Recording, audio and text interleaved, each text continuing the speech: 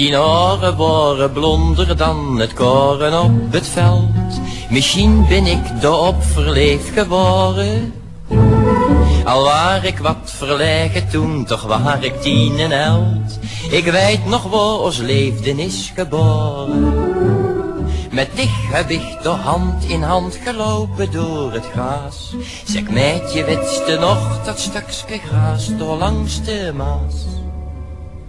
In het gras langs de Maas wordt mijn eerste leefde boor. In het gras langs de Maas streek ik door die blonde hoor.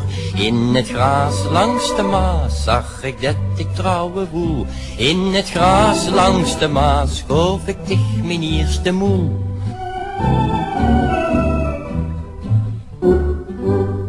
Ik droog mijn eerste lange boekstienjeske, dat was blauw. Ik ging dich van mijn zakgeld zuurtjes kopen. En na een week of 2 toen vroeg ik dich al eens mijn vrouw.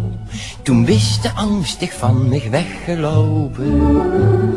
Maar in mijn portefeuille heb ik een fotoke van dich.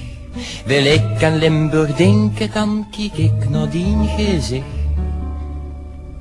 In het gras langs de Maas wordt mijn eerste leefde woor. In het gras langs de Maas streek ik door die blonde hoor.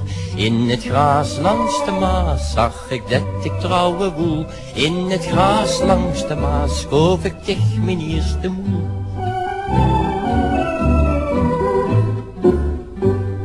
We mochten niet van pap en mam, we waren nog te jong. Maar ja, te leefde leed zich toch niet dwingen.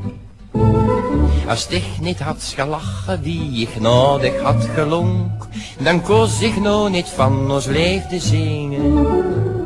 Al heelste niet genoeg van mij, al raakde ik dich kwiet. Ik zal dich nooit vergeten, want het waren de schoonste tijd.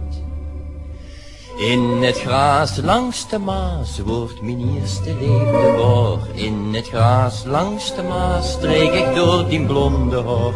In het gras langs de Maas zag ik dat ik trouwen woel. In het gras langs de Maas schoof ik dich mijn eerste moel.